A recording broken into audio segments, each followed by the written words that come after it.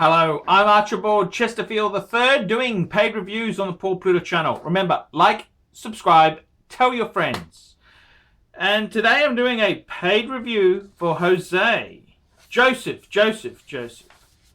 Hello Archie, it's been a long time since I've emailed you. This is Joseph.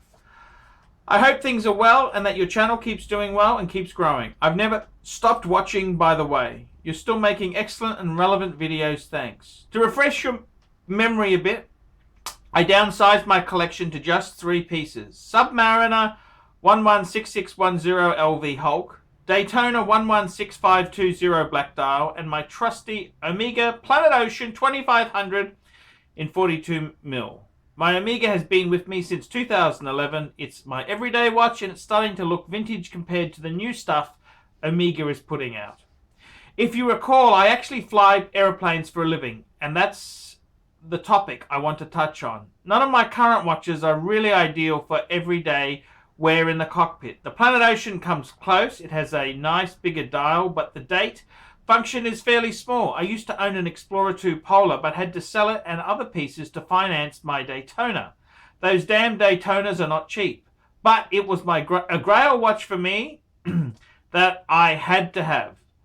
I'm very satisfied with it, and it was worth the sacrifice of selling my other pieces to finance it.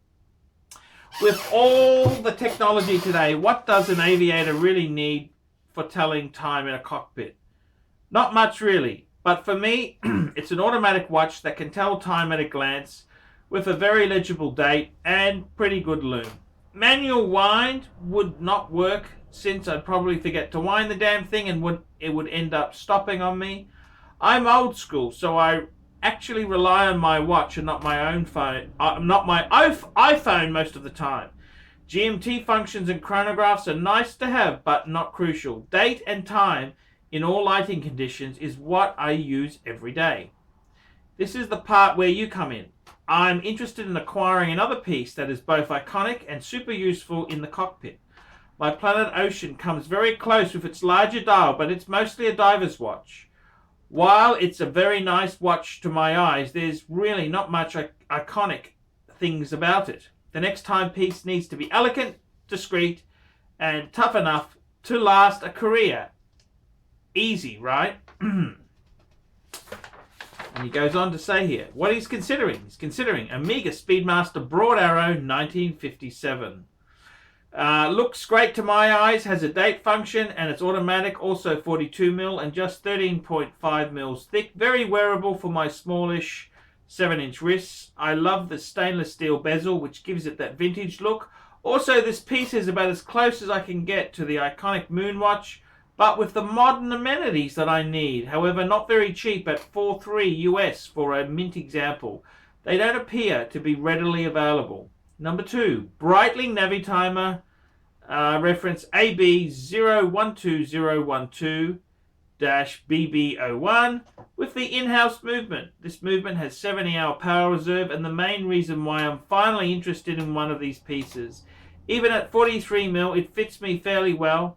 I went to an AD, tried it on, and it felt pretty good. The downside of this piece is more beautiful and flashy than useful for my needs. The dial, while beautiful, is very busy, and the date is very small, not actually a winner in something stressful cockpit setting, but a beautiful and iconic piece to add to my collection if at the right price. Pre-owned, of course, about $5,300.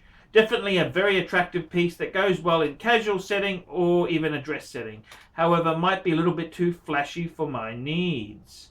Next piece, IWC IW3717-04. This piece has almost the perfect dial and functions that I require. Readable markers, date, and chronograph. That is a nice bonus. The older model is 42mm, and even by IWC standards, I think it would be wearable. Not 100% sure. However, aside from the dial and functions, there is really nothing special about this piece. It even lacks a bit in the lume department, in that the numerals are just loomed, not for ticks around the dial and hands. Having an ETA movement makes it a bit pricey, even if pre-owned at around $3,800 US. I've always had a soft side for IWC, just never owned one. And then he goes on, Breitling, Breguet Transatlantic 3820 ST. This list would not be complete without this piece. Lovely dial with lume everywhere and the perfect size at almost 40mm. It ticks all the boxes. However, they've gone up in price and I'm terrified at how expensive it might be to service. Would I have to send it to Breguet every time and how often? Also, in real world use, would it stand up to abuse it may take in a confined cockpit? Is it as rugged as a Rolex or Omega? Like with expensive vehicles, I don't want a piece that is fragile with bullshit problems all the time. I can handle acquiring one for $6,200 US with the stainless steel bracelet. I prefer it on the leather strap, but I can fix that myself. As far as aesthetics and under the radar prestige goes, this is by far my favorite. Not too sure about its long-term durability. However, it might also be the most expensive to purchase. He then goes on. He's looking at a IWC Mark 18 IW 327001. A notable runner-up in this list also went to the AD to try this piece on. It fits very well at 40mm and 11mm thick. Very understated and very, very nice. Useful dial. It ticks the most important boxes in the useful category. However, very pricey at $3,900. And not many of them around pre-owned to get a good deal on. As with the other IWC counterpart on the list, aside from a great dial, there is nothing really special about this piece. It's simply there to do a job and does it pretty well from what I can tell. Useful, but not very exciting. There you have it, Archie. These are the pieces that have piqued my interest this time round. A couple of points worth noting. I want to go away from Rolexes on this purchase. I'm a huge Rolex fan and will always have it in my collection as long as I can afford it. But they are the most go-no-anywhere, robust, no bullshit timepieces around. This piece, however, needs to be everything Rolex is not. Under the radar and understated luxury. It needs to be a timepiece that only watch enthusiasts would recognize. Circle jerkers need not know. Furthermore, this piece needs to be able to put in the miles. It should be a keeper that my children can one day reminisce and talk about how it flew around the world on my wrist. Do you think any of these pieces could fit those perimeters? Does it need to be a prestigious movement to be a symbol of my career? I've been wrestling with this question for a long time. I thought Rolex was the answer, but I was wrong. It needs to be more discreet. It certainly needs to have at least some aviation DNA. A Rolex GMT Master 2 comes very close, but it's still not discreet enough for my taste. Even an Explorer 2 is noticeable to people as being a Rolex. Tell me, Archie. Thanks, Archie. I will PayPal you $40 for your response. Of course, Archie doesn't do shit for free. No need to make a video. In fact, I've recorded it so far. I'm not going to turn this video off. But don't mention my name, what I do for a living. Okay. Too many nasty. Yep, fair enough. Yada, yada, yada. Congratulations on the interview with Ariel Adams. He's one of my favorites as well. Okay, now let's have a talk about... This is a really interesting thing. What does a pilot really, really want? And I've got to tell you, this is really interesting because I know exactly... I know exactly where he's coming from. It's a bit of a tricky deal. And I got to say, you know, I understand some of these problems because this is a pilot. This is not a poser's watch. This is a pilot. And it's very interesting. What does a pilot really want? And it's fascinating to hear you say that you want something that doesn't sort of scream pilot's watch there. And you know, the most useful would possibly be the big pilot. You know, it's very big crown for winding and just simple. But I got to tell you, what would I choose? Let's have a look at this. This is really quite fascinating, and I really appreciate that a real pilot has come to ask these questions. The Omega Speedmaster Broad Arrow 1957, I think that does tick the boxes. That is a really classic, iconic watch. The movement lets it down. I'm not a huge fan of the coaxial movement. I reckon myself, all things considered, I would say the Omega Speedmaster, let's give it a score out of 10. I think for a pilot, you'd have to give that a 7. Okay? It's above average. It's a very usable watch. I reckon that's a 7. The Breitling Navi Timer. No, Breitling's a great brand. That really is a pilot's watch there. The downside is the piece, it's more flashy. Yeah, I do understand there. It can be a bit busy. And I think for that reason, I would probably put the value proposition on the Breitling. I'd have to give it a 6. The IWC IW3717. That's that's just called one up here. Yeah, it's a classic pilot's automatic. Yes, it is. It is a classic pilot's automatic. I quite like it. I do quite like it. 42 mil. They are a bit pricey considering it's ETA. But yes, I agree with that there. That kind of pulls it down. I'd have to give that a 6 myself. I'd honestly give that a 6.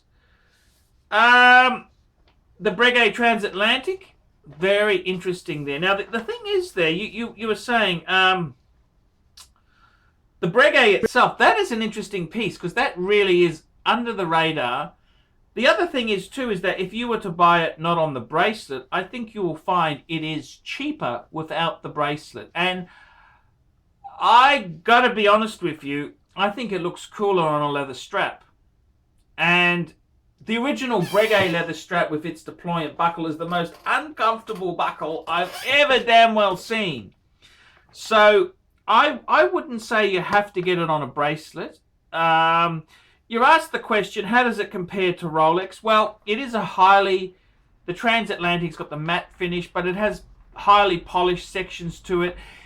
It is more delicate than a Rolex. It's not waterproof. The steel is softer.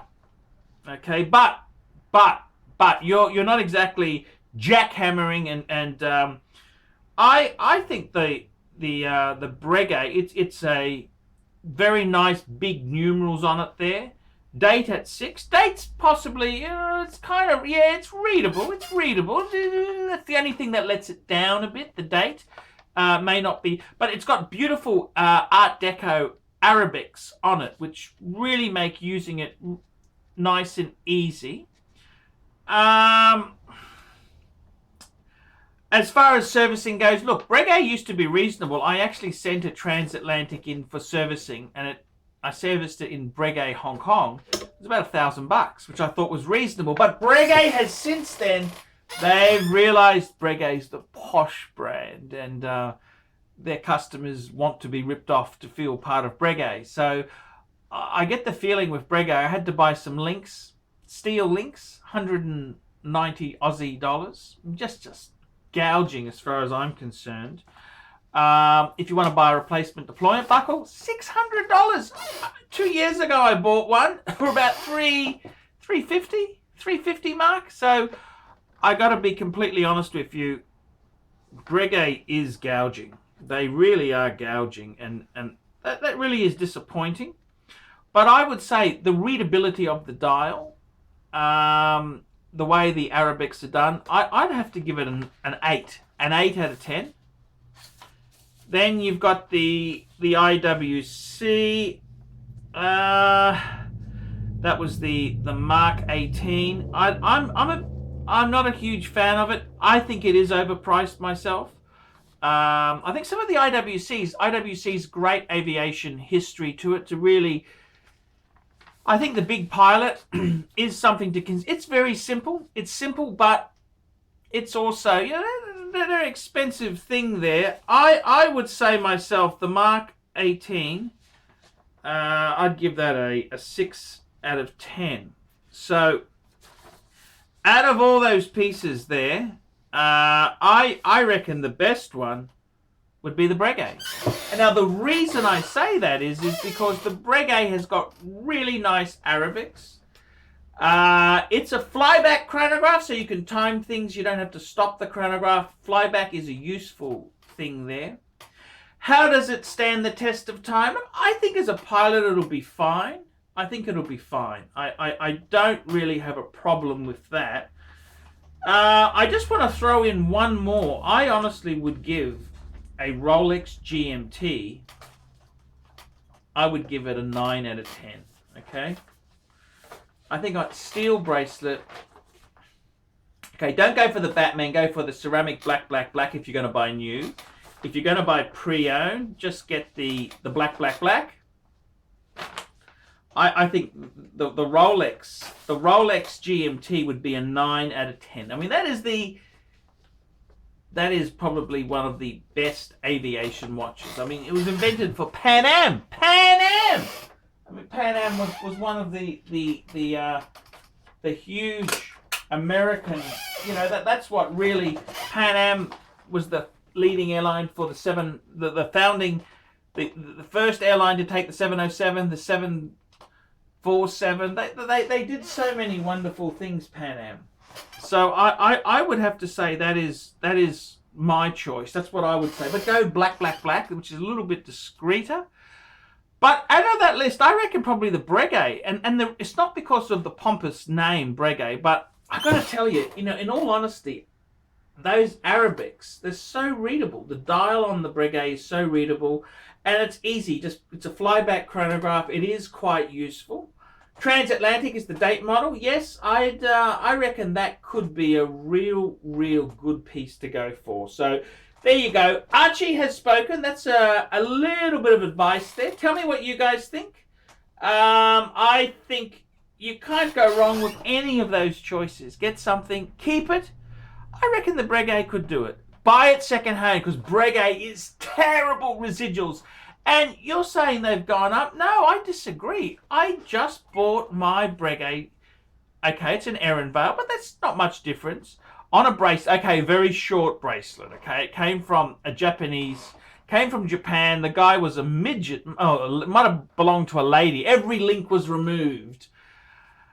And I paid under 5,000 Aussie. That's 4,000 US for a really minty, no box or papers and no links, okay? Just 4,000 US dollars. That is a bargain, an absolute bargain. So look around. There are bargains there. And I think the Breguet is a superb brand. I'm Paul Pluta for the Paul Pluta channel.